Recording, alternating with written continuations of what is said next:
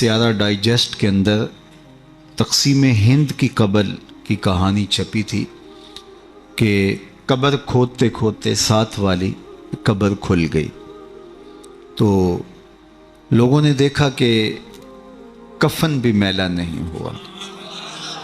شوق اور جستجو کی چنگاریاں مزید روشن ہوئیں اور ایک اینٹ گری تھی تو دوسری اینٹ خود نکال دی، تو دیکھا کہ اندر تازہ گلاب کھلے ہوئے ہیں۔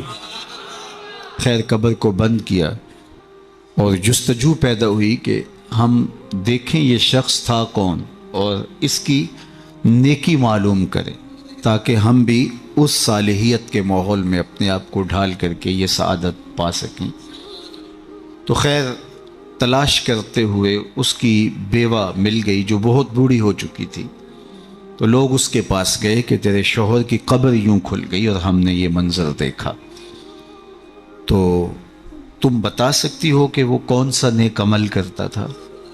تو اس نے ذہن پہ زور دیا، کہا میرا شوہر ایک سادہ سا شخص تھا اور پڑھا لکھا بھی نہیں تھا، لیکن ہاں مجھے یاد آیا اس کا ایک عمل تھا، جب صبح کے وقت وہ مسجد میں جاتا نماز کے لیے تو لوگ قرآن کھول کے بیٹھ جاتے۔ ایک زمانہ تھا لوگ فجر کے بعد قرآن مجید کی تلاوت کیا کرتے تھے، اور گھروں میں بھی صبح کے وقت قرآن ضرور کھلتا تھا۔ اللہ وہ دور دوبارہ پلٹ کے لے آئے ہمارے لیے، اور نوجوانان امت قرآن کا چہرہ دیکھیں فیس بک کی بجائے۔ تو وہ ایک زمانہ تھا، تو جب سارے لوگ قرآن کھول کے بیٹھ جاتے تو اسے بڑی تکلیف ہوتی ہے کہ کاش میں بھی قرآن پڑھا ہوتا، تو یہ بوجھل قدموں سے گھر پلٹتا اور طاق پہ رکھے ہوئے قرآن مجید کے نسخے کو اتارتا، کھولتا، چومتا، پڑھنا تو آتا نہیں تھا، تو ایک ایک سطر پہ انگلی پھیرتا اور کہتا مالک مجھے پتہ نہیں کیا لکھا ہے، جو لکھا ہے حق لکھا ہے۔ پھر دوسری سطر پہ انگلی رکھتا اور کہتا مالک یہ بھی سچ لکھا ہے۔ پھر تیسری سطر پہ انگلی لے آتا اور کہتا مالک یہ بھی سچ لکھا ہے۔ تو اس طرح انگلی پھیرتا چلا جاتا اور یہ کہتا چلا جاتا مالک یہ بھی سچ ہے، یہ بھی سچ ہے، یہ بھی سچ ہے، یہ بھی سچ ہے۔ تو شاید اس کی قبر میں جو چراغاں ہوا ہے، اس کی قبر میں خوشبو پھیلی ہے، گلابوں کا موسم تم نے دیکھا ہے، تو قرآن سے محبت کی اس کے سبب ہوا ہے۔ یار جو قرآن مجید کو پڑھنا بھی نہ جانتا ہو، اس کی زیارت کر کے اس اذعان اور یقین کے ساتھ انگلی رکھ کے کہے کہ یہ اللہ کا سچا کلام ہے، تو اس کی قبر میں خوشبوئیں پھیل جاتی ہیں، اور جس نے ساری زندگی قرآن کی خدمت کی ہو اللہ اس کو کتنی رحمتوں سے نوازے گا اور کتنی کرم نوازیاں اللہ اس کا مقسوم کرے گا۔ ابھی حضرت کی عمر کے حوالے سے بات ہو رہی تھی، تو مجھے امام ابو نعیم الاصفہانی سے ایک روایت جو انہوں نے حلیہ میں بیان کی کہ جو شخص 70 سال کی عمر میں انتقال کرتا ہے اللہ اس کے بڑھاپے کا حیا کرتے بغیر حساب کے جنت عطا کرتا ہے، اور جو 80 سال کی عمر میں انتقال کرتا ہے اللہ اسے حق شفاعت بھی عطا کرتا ہے، اپنے خاندان کے کتنے لوگوں کی سفارش کر کے انہیں جنت میں لے جائے گا۔ اس لیے ہمارے دین میں بوڑھوں کی عمر کی کثرت کی وجہ سے تکریم کرنے کی تلقین کی گئی ہے، اور ہمارے صوفیہ فرماتے ہیں کہ بڑے کی تعظیم اس لیے کرو کہ اس کی نیکیاں زیادہ ہیں، اور چھوٹے کو اس نظر سے دیکھو کہ اس کے گناہ کم ہیں۔ جب ہم یہ دیکھنا شروع کر دیں گے اور اس طرح سے سوچنا شروع کر دیں گے تو پھر ہمیں کسی شخص میں پاپ اور عیب دکھائی نہیں دیں گے۔ ہمارا مطمع نظر، ہمارا انداز نگاہ یہ ہے کہ ہم دوسروں کی طرف عیب کی نسبت کرتے ہیں اور سمجھتے ہیں کہ ہم دودھ کے دھلے ہوئے ہیں، جبکہ کسی کی طرف انگلی اٹھانے سے قبل یہ سوچنا چاہیے کہ باقی ساری انگلیاں اپنی طرف اٹھ رہی ہیں۔ تو اپنے آپ کو ستھرا بتانے کی بجائے لوگوں کو اس نظر سے دیکھو کہ وہ پاک ہیں، اور اللہ تعالیٰ نے بالخصوص جو میں نے عرض کیا یہ بات ضمناً آ گئی کہ بڑھاپے کا حیا کیا ہے۔ حضرت بایزید بسطامی کی 72 سال کی عمر میں ان کا وصال ہوا، تو جب قبر میں گئے تو بعد میں کسی کو خواب میں ملے تو اس نے کہا کہ سناؤ کیا ماجرا ہوا؟ کہا میرے مالک نے مجھے جب حاضر ہوا تو کہا اے بوڑھے بتا میرے پاس کیا لے کر آیا ہے؟ تو میں نے کہا مالک بادشاہوں کی چوکھٹ پہ جب فقیر آئیں تو شہنشاہ یہ تو نہیں پوچھا کرتے کیا لے کر آئے ہو، فقیروں کو تو یہی پوچھا جاتا ہے کیا لینے آئے ہو، میں تیری رحمت کا سوالی بن کے آیا ہوں۔ اللہ نے بغیر حساب کے میری مغفرت فرما، میری بخشش فرما دی۔ اور جنہوں نے اپنی زندگیاں راہ دین پہ گزاری ہوں، حضرت سیدنا عمر رضی اللہ تعالیٰ عنہ فرماتے ہیں کہ آقا کریم علیہ السلام نے ارشاد فرمایا کہ جس شخص کے مرنے کے بعد 4 لوگوں نے اس کی اچھائی کی گواہی دے دی وہ جنتی ہے۔ 4 لوگوں نے کہا یہ بہت اچھا شخص تھا۔ تو حضرت عمر کہتے ہیں میں نے عرض کی یا رسول اللہ صلی اللہ علیہ وسلم اگر کسی کے پاس 4 گواہ نہ ہوں 3 گواہ ہوں تو آقا کریم نے فرمایا وہ بھی جنتی ہے۔ حضرت عمر فرماتے ہیں کہ میں نے عرض کی یا رسول اللہ صلی اللہ علیہ وسلم اگر کسی کے پاس 3 گواہ بھی نہ ہو 2 گواہ ہوں تو آقا کریم نے اس کے لیے بھی یہی بشارت دی۔ حضرت عمر فرمایا کرتے تھے ایک کے بارے میں نے پوچھا نہیں حضور نے بتایا نہیں، تو جس کو 2 گواہ بھی مل گئے اچھائی کے کہ وہ صالح تھا وہ نیک تھا تو اس کے لیے جنت کے در کو شادر ہیں، اور جس کی نیکی کی، جس کے تقوی کی، جس کی خدمت قرآن کی زمانہ گواہی دے تو بتاؤ اللہ کتنی ناز برداریاں کرے گا۔ جانا تو سب نہیں ہے، یہاں کسی نے بیٹھ نہیں رہنا، 100 سال بھی جئیں گے تو یہاں سے رخصت ہونا پڑے گا۔ کج کلاہوں نے بھی، شہنشاہوں نے بھی یہاں سے رخصت ہونا ہے، جن کا طوطی بولتا ہے، جن کے نقارے بجتے ہیں وہ بھی یہاں نہیں بیٹھ رہیں گے۔ موت ہے ہنگامہ آرا کلزم خاموش میں، ڈوب جاتے ہیں سفینے موج کی آغوش میں۔ یہاں بڑے بڑے پہلوان، بڑے بڑے کج کلا اور شہنشاہ باقی نہ رہے۔ کسی نے دیکھا مقدونیہ میں ایک بوڑھی عورت ایک قبر پہ بیٹھی ہے، تو کہا کہ یہاں کیا کر رہی ہو؟ کہا یہاں میرا بیٹا سکندر دفن ہے۔ اس نے کہا کہ بڑھیا یہاں کئی سکندر آئے اور چلے گئے، تو یہ دنیا یہاں کسی نے نہیں بیٹھ رہنا، سب نے چلے جانا ہے، لیکن جانے کے انداز بھی نرالے ہوتے ہیں۔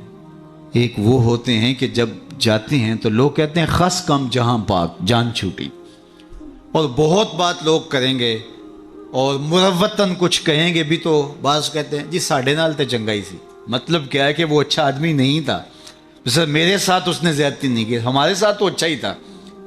تو وہ کیسا شخص ہے کہ جس کے بارے میں اچھائی کے لفظ بولنے کے لیے بھی لفظوں کو تراشنا پڑے کہ لوگ کہیں کہ یہ غلط بیانی کر رہا ہے، اور وہ کتنا خوش نصیب ہے کہ جس کی تعریف کرتے ہوئے بے جھجک لفظ بولنے سے جو ہے وہ انسان شرمندگی محسوس نہ کرے کہ اس کی زندگی اس طہارت میں، اس پاکیزگی میں، اس عفت میں بسر ہوئی کہ اس نے ساری زندگی راہ خدا میں زندگی گزار دی۔ تو جاتے سبھی ہیں لیکن کسی کا جانا سرخروئی کا جانا ہوتا ہے۔ موت کسی کے لیے بھیانک خواب ہوتا ہے اور کسی کے لیے یہ خوشگوار اور خوبصورت انداز ہوتا ہے، وصل حبیب کا ذریعہ ہوتا ہے۔ حضرت بلال حبشی رضی اللہ تعالی عنہ کا جب وقت آخر آتا ہے تو آپ کی زوجہ آپ کے سرہانے بیٹھی تھی، جو ہی سانس ٹوٹنے لگی تو اس نے کہا واہ حسرتا ہو، ہائے افسوس میرا شوہر مجھ سے جدا ہو رہا ہے۔ تو حضرت بلال حبشی نے پلٹ کے دیکھا اور اپنی زوجہ سے کہا یہ تم کیا بول رہی ہو؟ کہا ہاں آپ مجھ سے جدا ہو رہے ہیں۔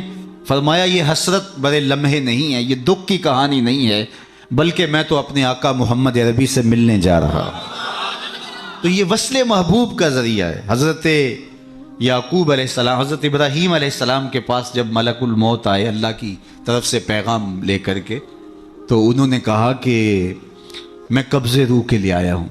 حضرت خلیل نے کہا کہ عجیب بات ہے، میرا رب مجھے اپنا خلیل بھی کہتا ہے، خلیل کہتے ہیں گوڑے یار کو، تو میرا رب مجھے اپنا خلیل بھی قرار دیتا ہے، اور کیا کوئی یار بھی یار کی موت چاہتا ہے؟ اور تمہیں قبض روح کے لیے بھیجا؟ کہا میں تو حکم کا پابند ہوں، عبد معمور ہوں، بارگاہ ہزدی میں دوبارہ حاضر ہوئے، تیرے بندے کے پاس حاضر ہوا تھا، اور یہ میسج ہے تیرے بندے کا تیرے نام کہ کیا کوئی یار بھی یار کی موت چاہتا ہے؟ تو کہا اے اسرائیل پھر جا میرے خلیل کو میرا سلام دے اور کہے کبھی ایسا بھی ہوا ہے یار یار کو بلائے اور وہ ملنے بھی نہ آئے؟ تو روح بے چین ہو گئی، کہا دیر نہ کر جلدی قبض کر لے۔ تو یہ تو اس لمحے کے انتظار میں ہوتے ہیں، موت میں فرق ہوتا ہے. رومی نے بڑی خوبصورت مثال سے دونوں اموات کا ذکر کیا ہے. اس شخص کی کہانی جو اس دنیا میں عیش و عشرت کر کے آخرت کو بھول جاتا ہے، اور اس شخص کی کہانی جس کا مطمع نظر آخرت ہوتی ہے اور وہ اس دنیا کو آخرت کے لیے گزارتا ہے، چونکہ یہ آخرت کی کھیتی ہے. یہ بوائی کا موسم ہے، آخرت کٹائی کا موسم ہے. بوائی کے موسم میں جو کسان مٹی سے مٹی ہو جاتا ہے، سحری کے وقت اٹھتا ہے، کھیتوں میں ہل جوتتا ہے، جڑی بوٹیاں تلف کرتا ہے، بیج ڈالتا ہے، سہاگا دیتا ہے، پانی ڈالتا ہے، تو کٹائی کے موسم میں فصل بھی وہی اٹھاتا ہے. اور جو بوائی کے موسم میں کلف لگے لباس پہن کے گھومتا ہے، آوارگی کرتا ہے، سحری کے وقت اٹھ نہیں پاتا، کھیتوں کو جاتا نہیں، جڑی بوٹیاں تلف نہیں کرتا، تو کٹائی کے موسم کے اندر اس کے ہاتھ کچھ نہیں آتا. یہ مزرع الاخرہ ہے، یہ بوائی کا موسم ہے، آخرت کٹائی کا موسم ہے.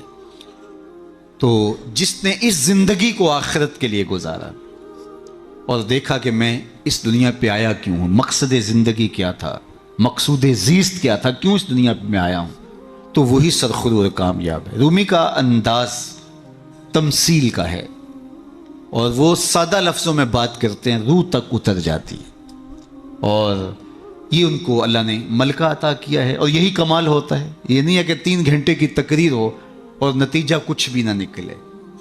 بات یہ ہے کہ آپ بات کریں لیکن بات روح میں کھبتی چلی جائے، لہو خورشید کا ٹپکے اگر ذرے کا جگر چیرے.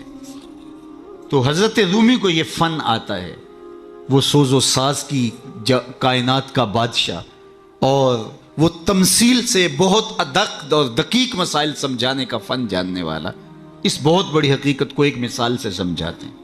کہتے ہیں دیار مصر میں کوئی علاقہ تھا اور جہاں کا سیاسی نظم یہ تھا کہ وہ سال کی آخری تاریخ کو اپنے بادشاہ کو کسی جنگل میں پھینک دیتے اور پہلی تاریخ کو ساحل پہ آ جاتے. سب سے پہلے ان کے ساحل پہ جو شخص آتا اس کو اپنا بادشاہ مان لیتے. کہیں جمہوری طریقہ ہوتا ہے، کہیں صدارتی نظم ہوتا ہے، ان کا نظام یہ تھا، رکھا تھا.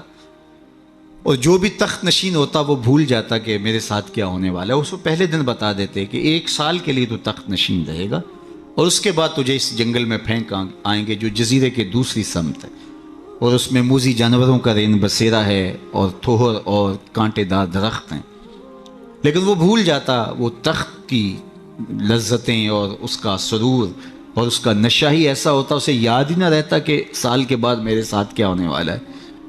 اور جو ہی سال کی آخری تاریخ ہوتی زنجیروں میں جکڑ کے ادھر پھینکتے پھر روتا ہے مجھے تم کہاں لے جا رہے ہو.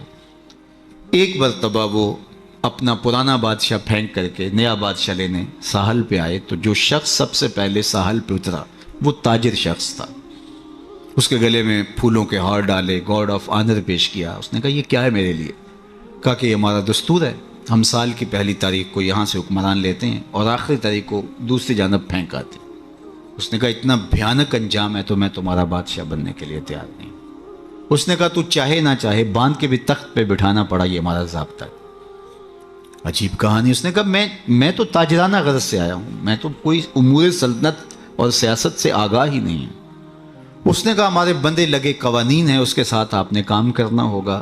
اور اس نے کہا ہر صورت میں جو ہے وہ تجھے یہ کرنا پڑے گا. پھنس گیا. اس نے کہا اچھا مجھے یہ بتاؤ کہ سال بھر میری بات تو مانو گے؟ انہوں نے کہا ہاں آپ حکمران ہیں لیکن آپ قوانین میں تحریف نہیں کر سکتے، ترمیم نہیں کر سکتے، تبدیلی نہیں کر سکتے، البتہ آپ کے انتظامی امور ماننے کے لیے ہم پابند ہیں. اس نے کہا ٹھیک ہے کوئی بات نہیں. تخت پہ بیٹھ گیا. رومی لکھتے ہیں کہ جو بھی تخت پہ بیٹھتا اور بغیر کسی محنت کے، بغیر کمپین چلائے، بغیر الیکشن لڑے تو وہ تو پھر بھول جاتا خوشی سے اور عیش و عشرت کرتا. لیکن یہ پہلا شخص تھا جب تخت نشین ہوا تو اس نے کہا بلدیہ کے ملازمین بلائے جائیں. بلائے گئے. کہا جاؤ اس جنگل میں جہاں بادشاہوں کو پھینک کے آتے ہو وہاں کے کانٹے اور جھاڑیاں کاٹو. اور پولیس کے کمانڈوز بلائے. کہا جاؤ وہاں جا کے جو موذی جانور ہیں ان کو قتل کر دو. معمار بلائے. کہا جا کے وہاں خوبصورت محل بناؤ. مالی بلائے. وہاں جا کے باغ لگاؤ، پھل لگاؤ، پھولدار، سایہ دار، ثمردار درخت لگاؤ.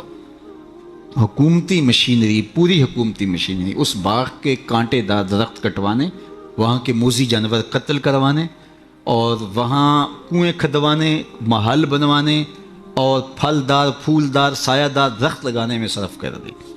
جب سال کی آخری تاریخ ہوئی تو وہ جنگل جہاں بادشاہوں کو پھینکا کرتے تھے وہ جنگل نہیں رہا تھا، وہ ایک باغ بن چکا تھا۔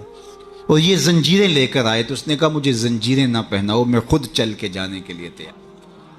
اس لیے اس تخت پر بیٹھ کر کے وہ اپنے لشکر بھیج کے وہاں کے کانٹے، وہاں کے تھوہر، وہاں کے موذی جانور، وہاں کے خطرناک جانور جن کا وہاں رین بسیرا تھا ان کو کاٹتا رہا، قتل کرواتا رہا۔ تو اس نے کہا کہ میں خود چل کے جانے کے لیے تیار ہوں۔ رومی کہتے ہیں جو کافر ہے وہ دنیا کے تخت پہ، جو فاسق اور بدکار ہے وہ دنیا کے تخت پہ موج کرتا ہے، اور جب وقت آخر آتا ہے تو اس کو جب زنجیروں میں جکڑ کے لے جانا چاہتے ہیں فرشتے تو وہ کہتا ہائے مجھے کدھر لے جا رہے ہو۔ اور بندہ مومن، بندہ صالح اس دنیا کے تخت پہ آرام سے نہیں بیٹھتا، یہاں بیٹھ کے اپنے اعمال کے لشکر بھیج بھیج کے قبر کے کیڑے مکوڑے ختم کرواتا رہتا ہے، وہاں باغ لگواتا رہتا ہے، اور پھر جب وہ اس دنیا سے رخصت ہوتا ہے تو وہ کیڑے مکوڑوں کا گھر نہیں رہتا بلکہ روضۃ من ریاض الجنہ بن چکی ہوتی۔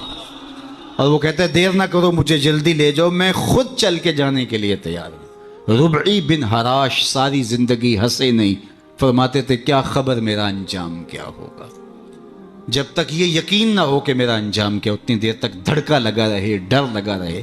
یہ مسلمان کی زندگی ہے، مومن کی زندگی ہے۔ ابھی ملیکہ فرماتے ہیں کہ میں 30 اصحاب رسول سے ملا ہوں، بخاری کتاب الایمان اٹھائیے، 30 اصحاب رسول سے ملا ہوں، اور ہر ایک اپنی آخرت کے بارے میں سخت فکر مند تھا۔